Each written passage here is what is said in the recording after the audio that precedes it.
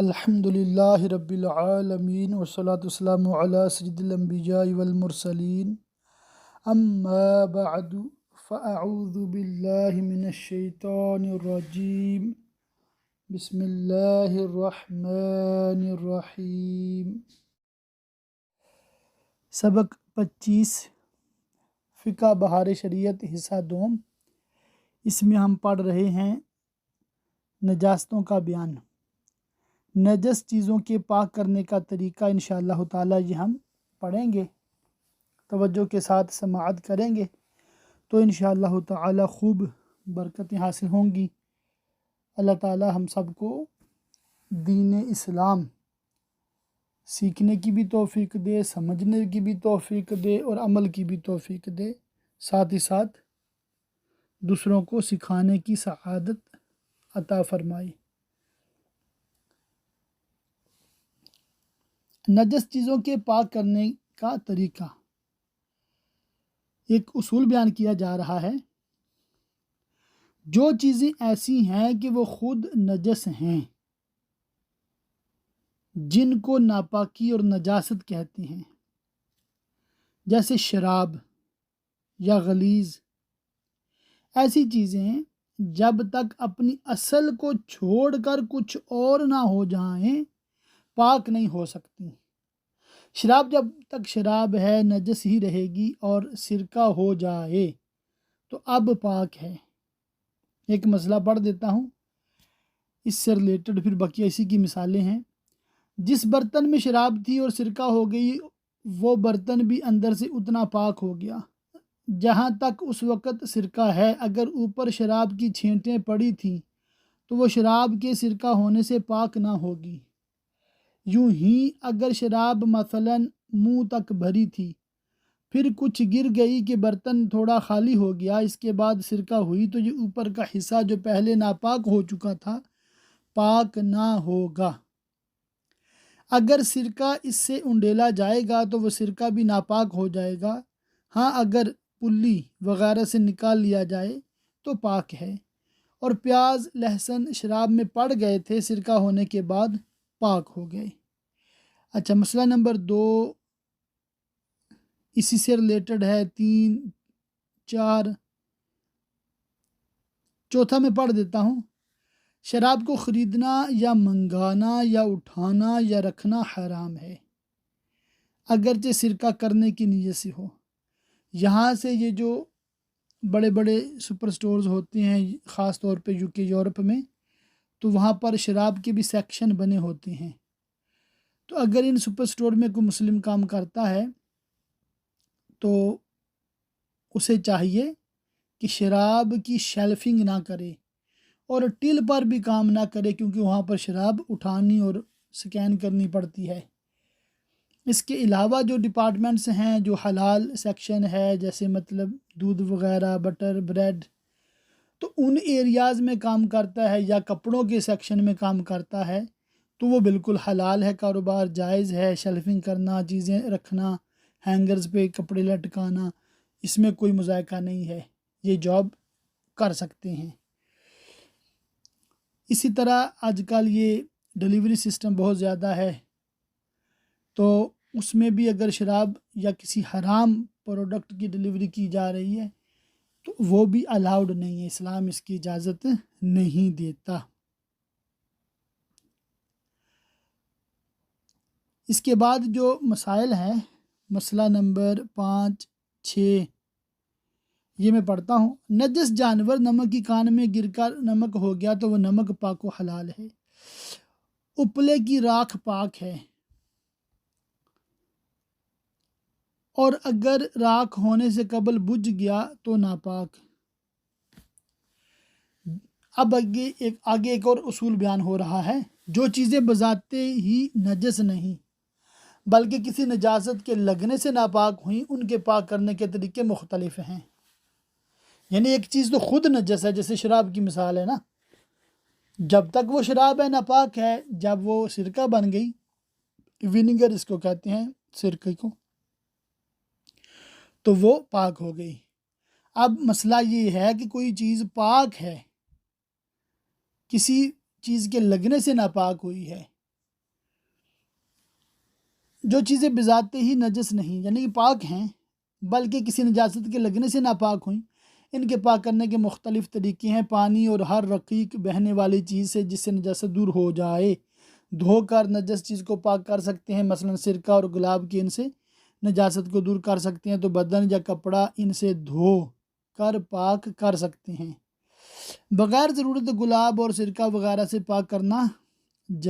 ناجائز ہے کہ فضول خرچی ہے۔ اچھا، یہاں سے یہ پتہ چلا کہ جب ضرورت ہو تو گلاب اور سرکہ سے پاک کر سکتے ہیں۔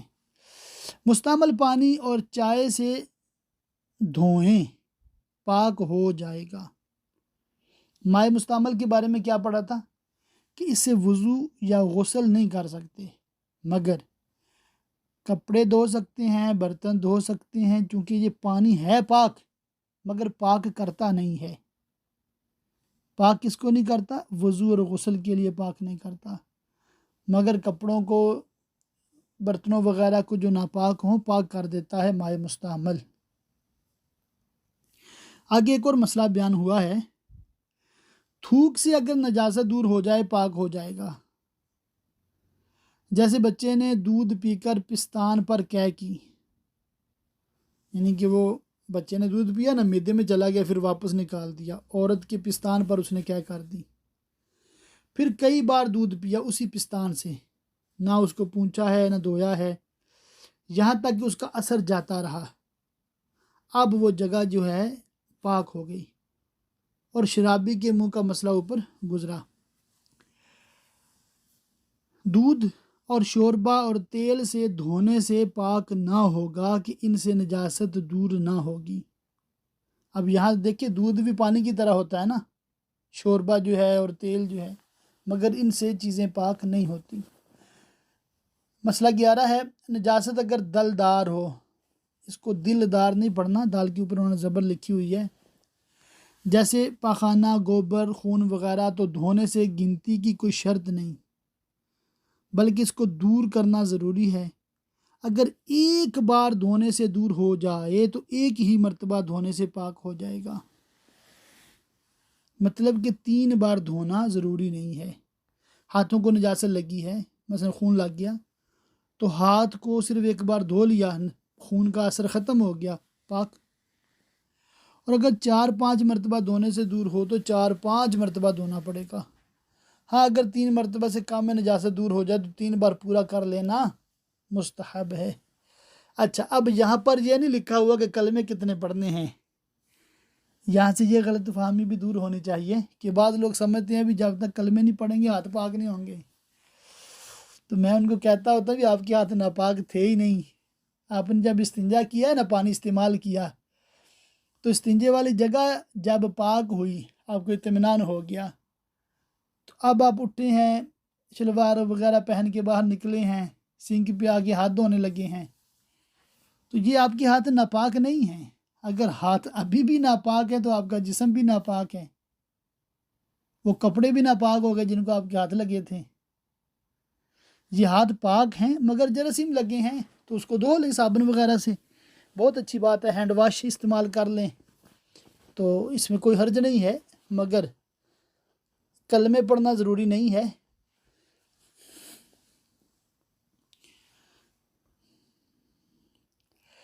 اچھا، ایک اور مسئلہ ہے، اگر نجاست دور ہو گئی مگر اس کا کچھ اثر، رنگ یا بو باقی ہے تو اسے بھی زائل کرنا لازم ہے۔ ہاں، اگر اس کا اثر بدقت جائے، یعنی بہت زیادہ دھوئیں تو پھر وہ مطلب جائے گا اثر، تو اثر دور کرنے کی ضرورت نہیں، 3 مرتبہ دھو لیا پاک ہو گیا، صابن یا کھٹائی یا گرم پانی سے دھونے کی حاجت نہیں۔ یہاں دیکھیں، عام طور پہ سفید کپڑے مثال ہے، ان کو کوئی داغ لگ گیا، منی کا داغ لگ گیا یا خون کا دھبا لگ گیا، اب اس کو ایک بار دھونے سے تو وہ نہیں دھلے گا۔ کیا لکھا ہے یہاں پر؟ اس کو 3 بار دھو لیں کافی ہے، صابن لگانا بھی شرط نہیں ہے، سرف وغیرہ لگانا بھی شرط نہیں ہے، گرم پانی سے دھونا بھی شرط نہیں۔ اب 3 بار دھونا، اس کا بھی سن لیں کہ یہ جو ٹوٹی ہم چلاتے ہیں نا، اس سے پانی مسلسل آ رہا ہوتا ہے، یہ ایسا ہے جیسے نہر چل رہی ہے، نہر سے بھی کیا پانی آ رہا ہوتا ہے نیا اور پرانا جا رہا ہوتا ہے، تو اسے کہتے ہیں جاری پانی کے حکم میں ہے ٹونٹی جو ہے نا۔ تو ٹونٹی چلا لیا آپ نے ہلکی سی، میں پانی اس میں سے نکلے کافی، اس کے نیچے کپڑے کو ایک ہاتھ سے آپ نے ملا، 1 آدھ منٹ آپ اس کو اس طرح ملیں گے نا ہاتھ سے، گو کہ اس کے اوپر ابھی نجاست کا اثر نظر آ رہا ہے، مگر 3 بار دھل گیا ہے، وہ پاک ہو گیا۔ اب اس کو نچوڑ لیں، اسی طرح پہن لیں، یہ پہنا ہوا ہے پہلے ہی تو نماز پڑھ سکتے ہیں۔ تو یہ بھی مسئلہ انشاءاللہ تعالی حل ہوا ہوگا۔ زعفران یا رنگ کپڑا رنگنے کے لیے گھولا تھا، اس میں کسی بچے نے پیشاب کر دیا یا کوئی نجاست پڑ گئی، اس سے اگر کپڑا رنگ لیا تو 3 بار دھو ڈالیں، پاک ہو جائے گا۔ دیکھیں کپڑا رنگ ہو گیا ہے، پورا کپڑا، اور جو رنگ تھا وہ بھی ناپاک تھا، 3 بار دھو لیا ہے، اب رنگ تو نہیں نکلے گا جلدی، کپڑا پاک ہو گیا۔ عام طور پہ دوپٹے رنگ کرتے ہیں اس طرح۔ گوندنا کے سوئی چبو کر اس جگہ سرما بھر دیتے ہیں، تو اگر خون اتنا نکلا کہ بہنے کے قابل ہو تو ظاہر ہے کہ وہ خون ناپاک ہے، اور سرما کے اس پر ڈالا گیا وہ بھی ناپاک ہو گیا، پھر اس جگہ کو 2 ڈالیں، پاک ہو جائے گی، اگرچہ ناپاک سرما کا رنگ بھی باقی رہے۔ یوں ہی زخم میں راکھ بھر دی، پھر دھو لیا، پاک ہو گیا اگرچہ رنگ باقی ہو۔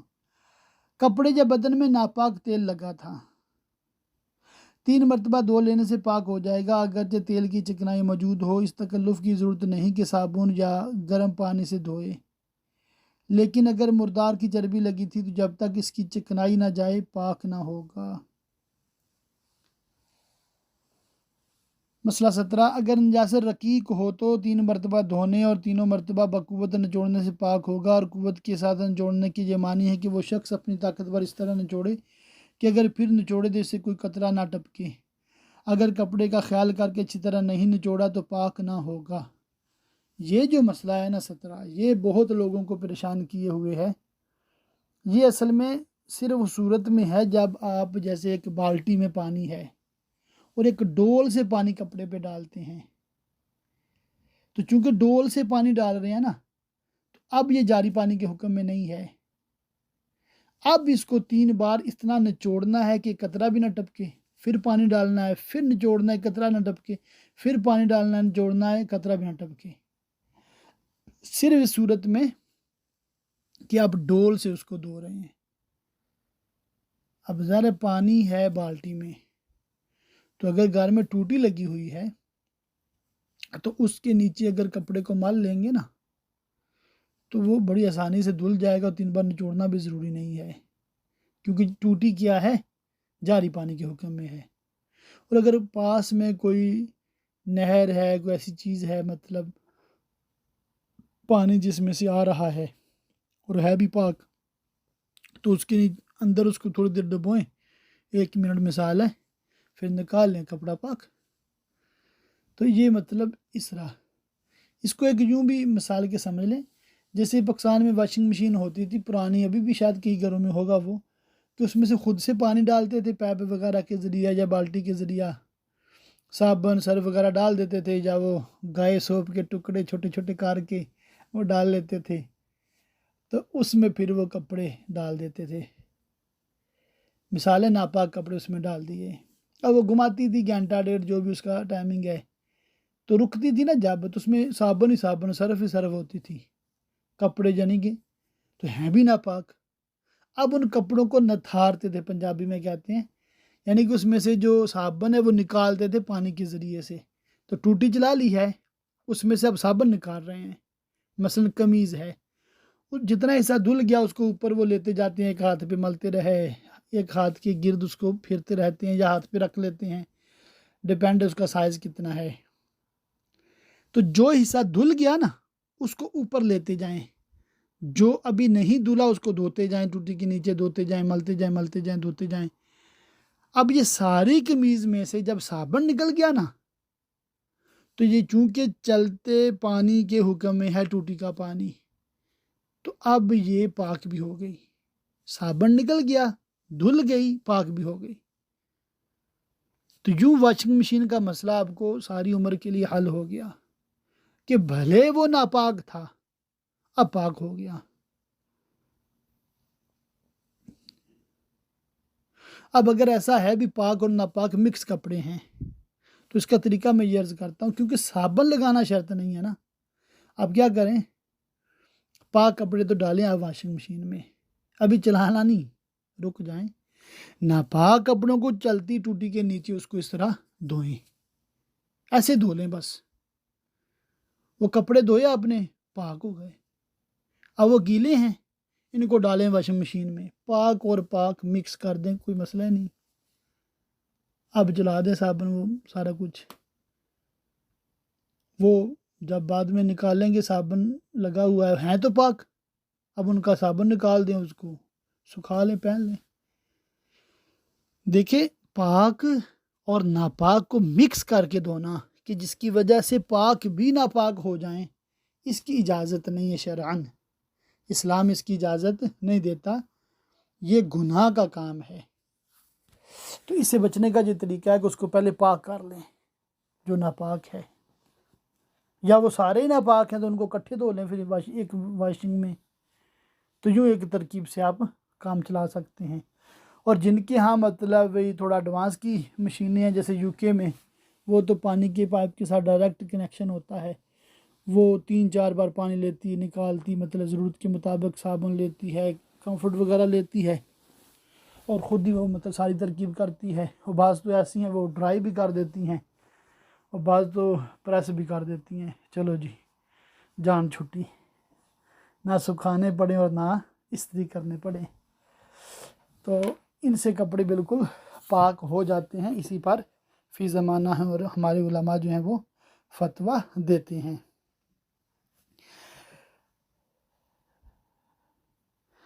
اچھا، 18 نمبر بھی اسی سے متعلقہ مسئلہ ہے، یہ آپ نے خود دیکھنا ہے، 18 نہیں ہے یہ، جی 18 ہے، 19 بھی، 20 بھی اسی سے متعلقہ ہے، 21 بھی اسی سے ملتا جلتا ہے، 22 دودھ پیتے لڑکے اور لڑکی کا ایک ہی حکم ہے، ان کا پیشاب کپڑے یا بدن میں لگا ہے تو 3 بار دھونا اور نچوڑنا پڑے گا۔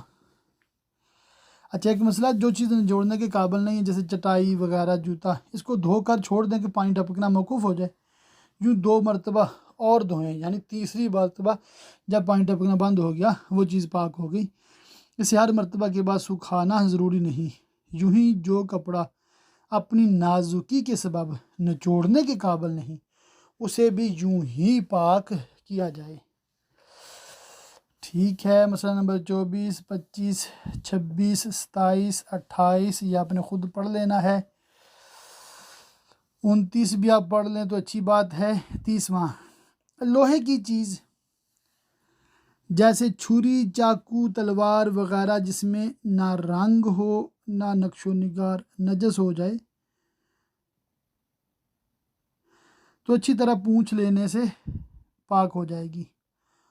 اور اس صورت میں نجاست کے دلدار یا پتلی ہونے میں کچھ فرق نہیں،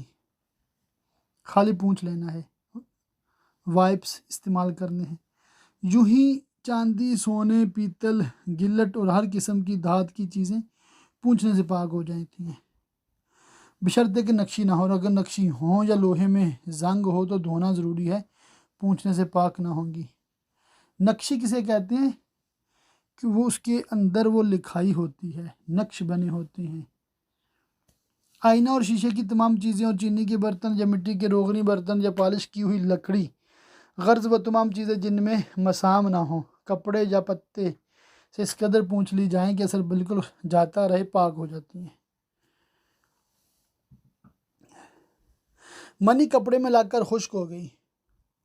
تو فقط مل کر جھاڑنے اور صاف کرنے سے کپڑا پاک ہو جائے گا، اگرچہ بعد ملنے کے کچھ اس کا اثر کپڑے میں باقی رہے۔ منی لگی ہے مگر خشک ہو گئی ہے تو اس کپڑے کو صرف ہاتھ سے اس طرح ملیں یا ناخن سے اس کو رگڑیں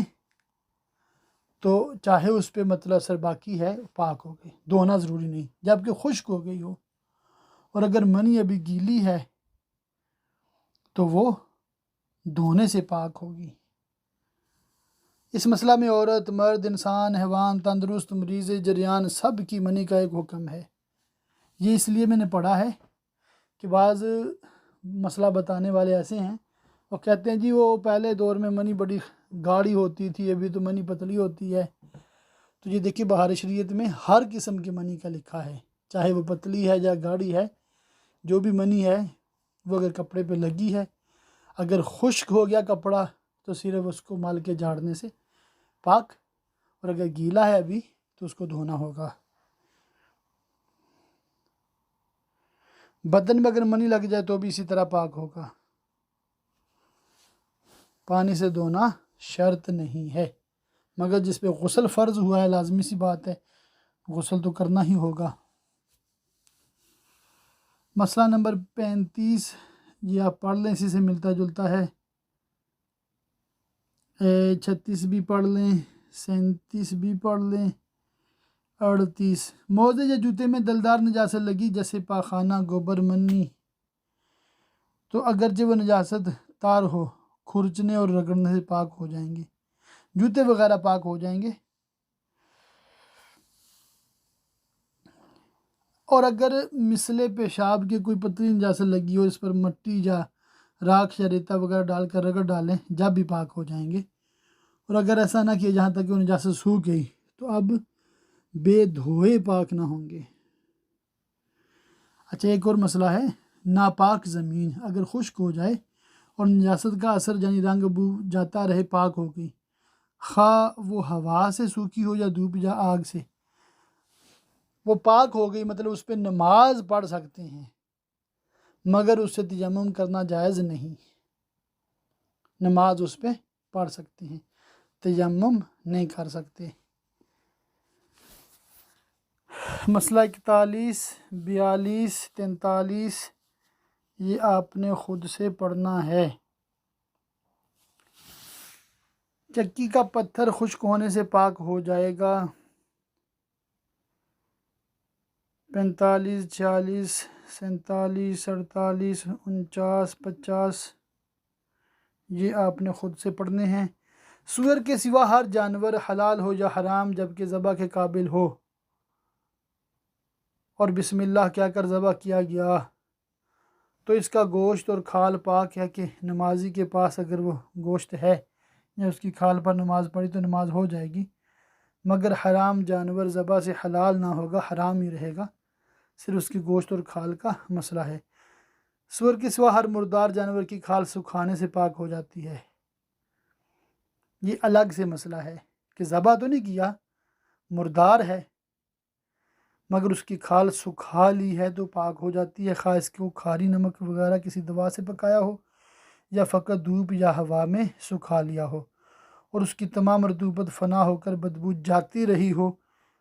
کہ دونوں صورتوں میں پاک ہو جائے گی، اس پر نماز درست ہے۔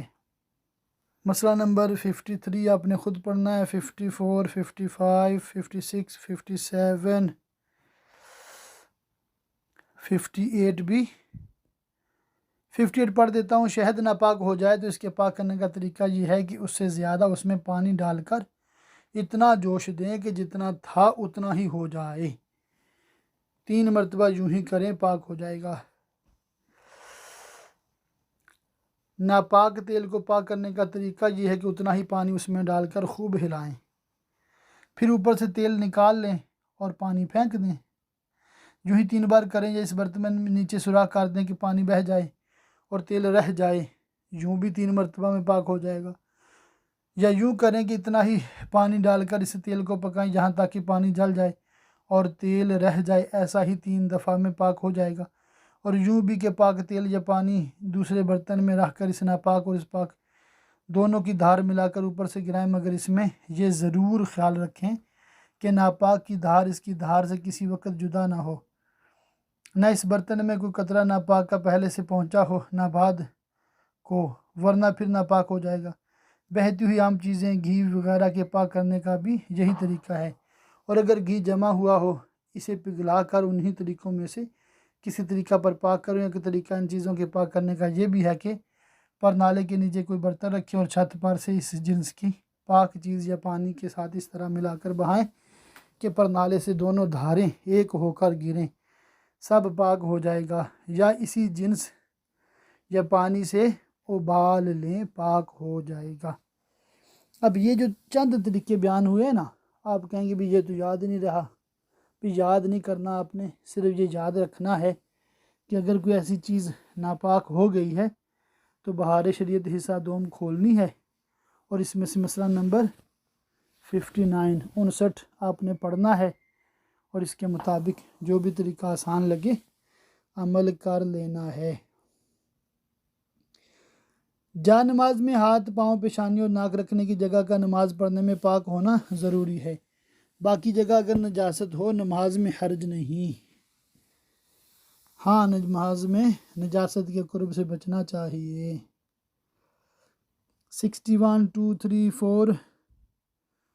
5 یہ آپ لوگوں نے خود سے پڑھ لینے ہیں۔ آخری 2 مسئلے پڑھوں گا۔ کسی دوسرے مسلمان کے کپڑے میں نجاست لگی دیکھی اور غالب گمان ہو کے اس کو خبر کرے گا تو پاک کر لے گا، تو خبر کرنا واجب ہے۔ فاسقوں کے استعمالی کپڑے جن کا نجس ہونا معلوم نہ ہو پاک سمجھے جائیں گے، مگر بے نمازی کے پاجامے وغیرہ میں احتیاط یہی ہے کہ رومالی پاک کر لی جائے، کہ اکثر بے نمازی پیشاب کر کے ویسے ہی پاجامہ باندھ لیتے ہیں، اور کفار کے ان کپڑوں کی پاک کر لینے میں تو بہت خیال کرنا چاہیے، مگر مسئلہ وہی ہے کہ بغیر کسی مطلب علم کے کپڑے کو ہم ناپاک نہیں کہہ سکتے، چاہے وہ کسی کافر کے ہیں، چاہے وہ کسی فاسق کے ہیں۔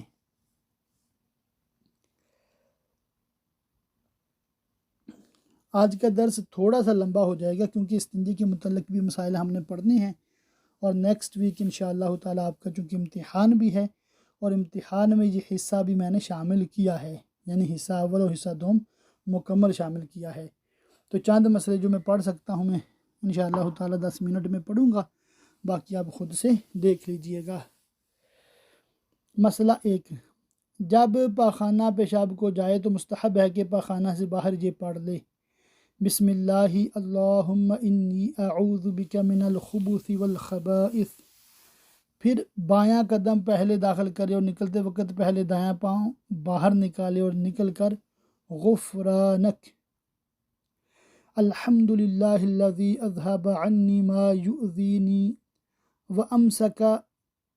علی ما ینفعنی کہے۔ پاخانہ یا پیشاب پھرتے وقت یا طہارت کرنے میں نہ قبلہ کی طرف منہ ہو نہ پیٹھ،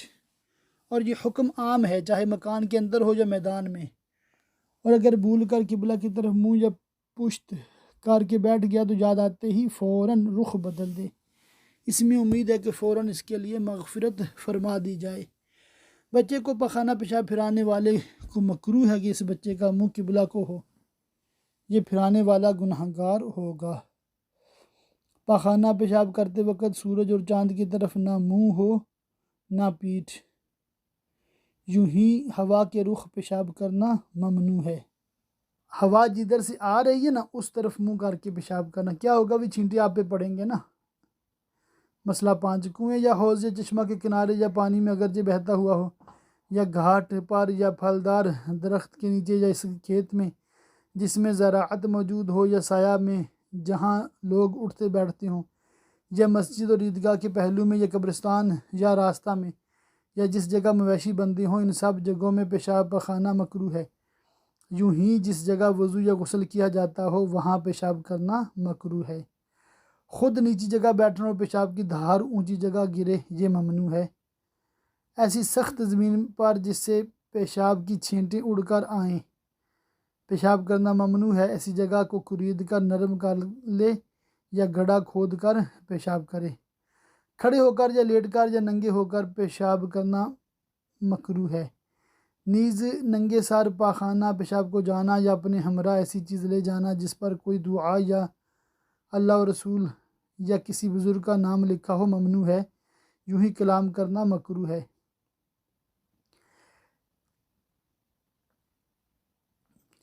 جب تک بیٹھنے کے قریب نہ ہو کپڑا بدن سے نہ ہٹائے، نہ حاجت سے زیادہ بدن کھولے، پھر دونوں پاؤں کشادہ کر کے بائیں پاؤں پر زور دے کر بیٹھے اور کسی مسئلہ دینی میں غور نہ کرے کہ یہ باعث محرومی ہو، اور چھینک یا سلام یا اذان کا جواب زبان سے نہ دے، اور اگر چھینکے تو زبان سے الحمدللہ نہ کہے، دل میں کہہ لے، اور بغیر ضرورت اپنی شرمگاہ کی طرف نظر نہ کرے، اور نہ اس نجاست کو دیکھے جو اس کے بدن سے نکلی ہے، اور دیر تک نہ بیٹھے کہ اس سے بواسیر کا اندیشہ ہے، اور پیشاب میں نہ تھوکے، نہ ناک صاف کرے، نہ بلا ضرورت کھنکارے، نہ بار بار ادھر ادھر دیکھے، نہ بیکار بدن چھوئے، نہ آسمان کی طرف نگاہ کرے، بلکہ شرم کے ساتھ سر جھکائے رہے۔ جب فارغ ہو جائے تو مرد بائیں ہاتھ سے اپنے آلہ کو جڑ کی طرف سے سر کی طرف سونتے کہ جو قطرے رکے ہوئے ہیں نکل جائیں، پھر ڈھیلوں سے صاف کر کے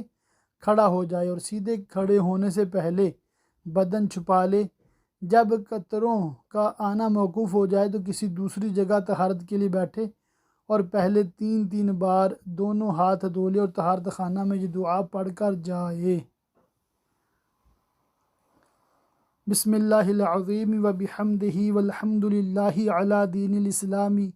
اللہم اجعلنی من التوابین واجعلنی من المتطہرین الذین لا خوف علیہم ولا هم یحزنون۔ پھر داہنے ہاتھ سے پانی بہائے اور بائیں ہاتھ سے دھوئے، اور پانی کا لوٹا اونچا رکھے کہ چھینٹے نہ پڑیں، اور پہلے پیشاب کا مقام دھوئے، پھر پاخانہ کا مقام، اور طہارت کے وقت پاخانہ کا مقام سانس کا زور نیچے کو دے کر ڈھیلا رکھیں، اور خوب اچھی طرح دھوئیں کہ دھونے کے بعد ہاتھ میں بو باقی نہ رہ جائے۔ پھر کسی پاک کپڑے سے پونچھ ڈالیں، اور اگر کپڑا پاس نہ ہو تو بار بار ہاتھ سے پونچھیں کہ برائے نام تری رہ جائے، اور اگر وسوسہ کا غلبہ ہو تو رومالی پر پانی چھڑک لیں، پھر اس جگہ سے باہر آ کر یہ دعا پڑھیں: الحمدللہ الذی جعل الماء طہورا والاسلام نورا وقاعدا ودلیلا الی اللہ والی جنات النعیم، اللہم حسن فرجی وطہر قلبی ومحص ذنوبی۔ یہ دعا پڑھے۔ آگے یہ پیچھے سے جب نجاست نکلے تو ڈھیلوں سے استنجا کرنا سنت ہے، اور اگر صرف پانی ہی سے طہارت کر لی تو بھی جائز ہے، مگر مستحب یہ ہے کہ ڈھیلے لینے کے بعد پانی سے طہارت کرے۔ اچھا، آج کل ٹیشو پیپر استعمال کرتے ہیں، تو ڈھیلے تو شہروں میں شاید اویلیبل بھی نہیں ہوتے، اور یورپ میں تو بالکل بھی ترکیب نہیں ہے، تو اس کی جگہ آج کل فی زمانہ ٹیشو پیپر کا استعمال کرنا، جو ٹوائلٹ رولز ہوتے ہیں، یہ بالکل اسی کے قائم مقام آ جائے گا، بالکل جائز ہے اور درست ہے۔ آگے اور پیچھے سے پیشاب پخانہ کے سوا کوئی اور نجاست مثلا خون یا پیپ وغیرہ نکلے یا اس جگہ خارج سے نجاست لگ جائے تو بھی ڈھیلے سے صاف کر لینے سے طہارت ہو جائے گی، جبکہ اس موضع سے باہر نہ ہو، مگر دھو ڈالنا مستحب ہے۔ ڈھیلوں کی کوئی تعداد معین سنت نہیں، بلکہ جتنے سے صفائی ہو جائے،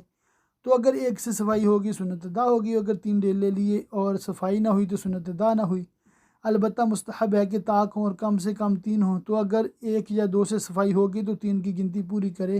اور اگر 4 سے صفائی ہو تو ایک اور لے کہ طاق ہو جائیں۔ ڈھیلوں سے طہارت اس وقت ہوگی کہ نجاست سے مخرج کی آس پاس کی جگہ 1 درہم سے زیادہ آلود نہ ہو۔ مخرج یعنی اس سوراخ کہ جس سے نجاست نکلتی ہے، اور اگر درہم سے زیادہ سن جائے یعنی گندی جگہ ہو جائے تو دھونا فرض ہے، مگر ڈھیلے لینا اب بھی سنت رہے گا کہ پہلے ٹیشو پیپر وغیرہ سے اچھی طریقے سے صاف کر لے، پھر پانی استعمال کریں، اور اگر ٹیشو پیپر نہیں استعمال کریں گے، ڈائریکٹ پانی استعمال کریں گے تو پانی بہت استعمال کرنا پڑے گا، اور طہارت تو پھر بھی حاصل ہو جائے گی۔ کنکر پتھر، پھٹا ہوا کپڑا، یہ سب ڈھیلوں کے حکم میں ہیں، ان سے بھی صاف کر لینا بلا کراہت جائز ہے۔ دیکھا آپ نے، انہوں نے کپڑے کی بھی مثال دی ہے، پھٹا ہوا کپڑا جیسے درزی کی کترن، اور ٹیشو پیپر اس دور میں اتنا کامن نہیں تھا، یا تھا تو بڑا مہنگا تھا، آج کل یہ سب سے چیپ آپشن ہے، کپڑوں سے بھی زیادہ چیپ ہے، تو یہ استعمال کرنا بہتر ہے۔ دیوار سے بھی استنجا سکھا سکتا ہے، مگر شرط یہ ہے کہ وہ دوسرے کی دیوار نہ ہو، اگر دوسرے کی ملک ہو یا وقف ہو تو اس سے استنجا کرنا مکروہ ہے، اور کر لیا تو طہارت ہو جائے گی۔ جو مکان اس کے پاس کرائے پر ہے، اس کی دیوار سے استنجا سکھا سکتا ہے۔ مسئلہ نمبر 15 آپ خود سے پڑھ سکتے ہیں، 16 بھی آپ خود سے پڑھ سکتے ہیں، 17 بھی پڑھ لیجئے گا، 18، 19 اور 20۔ 21واں پڑھ دیتا ہوں۔ پاخانہ کے بعد مرد کے لیے ڈھیلوں کے استعمال کا مستحب طریقہ یہ ہے کہ گرمی کے موسم میں پہلا ڈھیلا آگے سے پیچھے کو لے جائے اور دوسرا پیچھے سے آگے کی طرف، اور تیسرا آگے سے پیچھے کو، اور جاڑوں میں پہلا پیچھے سے آگے کو اور دوسرا آگے سے پیچھے کو اور تیسرا پیچھے سے آگے کو لے جائے۔ اور ہر زمانہ میں اس طرح ڈھیلے لے جیسے مرد گرمیوں میں۔ پاک ڈھیلے دہانی جانب رکھنا اور بعد کام میں لانے کے بائیں طرف ڈال دینا اس طرح پر کہ جس رخ میں نجاست لگی ہو نیچے ہو، مستحب ہے۔ آگے استبرا کا طریقہ بیان ہوا ہے۔ استبرا کا طریقہ اور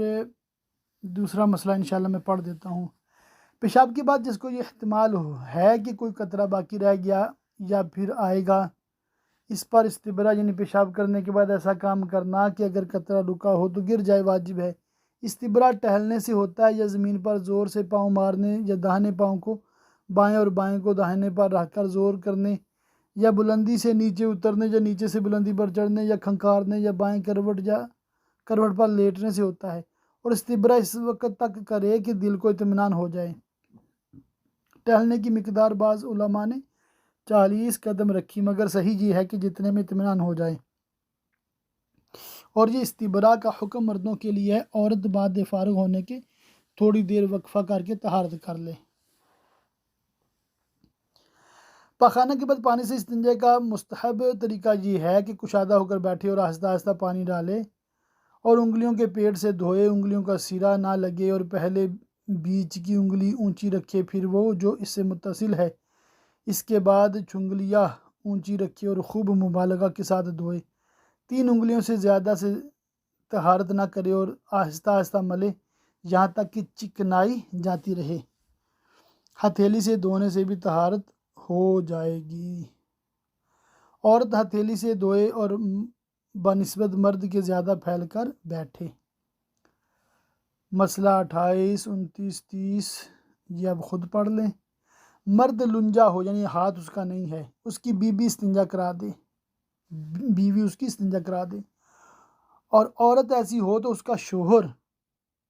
کرا دے نا، اور بیوی یعنی وائف نہ ہو یا عورت کا ہسبینڈ نہ ہو تو کسی اور رشتہ دار، بیٹا، بیٹی، بھائی، بہن سے استنجا نہیں کرا سکتے بلکہ معاف ہے۔ زمزم شریف سے استنجا پاک کرنا مکروہ ہے اور ڈھیلا نہ لیا ہو تو ناجائز۔ وضو کے بقیہ پانی سے طہارت کرنا خلاف اولا ہے۔ مسئلہ نمبر 34 پڑھ دیتا ہوں، آخری ہے۔ طہارت کے بچے ہوئے پانی سے وضو کر سکتے ہیں، بعض لوگ جو اس کو پھینک دیتے ہیں یہ نہ چاہیے کہ اسراف میں داخل ہے۔ تصدیق جلیل و تقریر بے مثیل، یہ امام اہل سنت مولانا شاہ امام محمد رضا خان بریلوی رحمۃ اللہ علیہ نے بہار شریعت کا حصہ دوم مکمل پڑھ کے انہوں نے اس کی تصدیق فرمائی ہے کہ اس کی جو مسائل ہیں بالکل درست ہیں۔ یہ تصدیق جلیل بھی آپ خود سے ضرور ایک نظر پڑھیے گا۔ یہ جو ہے نا دمیمہ بہار شریعت حصہ دوم، یہ ہم نہیں پڑھیں گے، ٹھیک ہے، کیونکہ یہ ایک خاص علمی مسئلہ ہے اور صرف علماء کے لیے ہے، ہمیں اتنی باریکی میں پڑھنے کی اس وقت حاجت نہیں ہے۔ اللہ تعالیٰ کی پاک بارگاہ میں دعا ہے کہ اللہ پاک ہمیں دین اسلام کو پڑھنے، سمجھنے اور اس پہ عمل کر کے دوسروں تک پہنچانے کی بھی توفیق عطا فرمائے۔ نیکسٹ ویک جیسا کہ آپ کو بتایا گیا ہے 7 نومبر کو آپ کے امتحانات ہیں، تو اس کی خوب تیاری کیجیے اور امید کرتا ہوں کہ انشاءاللہ تعالی آپ سب لوگ اس میں نمایاں کامیابیاں حاصل کریں گے، کیونکہ یہ اوپن بک ٹیسٹ ہے، کتاب سے دیکھ کر ہی مسئلے آپ نے لکھنے ہیں، بیان کرنے ہیں، لکھنے ہیں یا کسی سے لکھوانے ہیں انشاءاللہ تعالی، تو اللہ تعالی آسانی فرمائے۔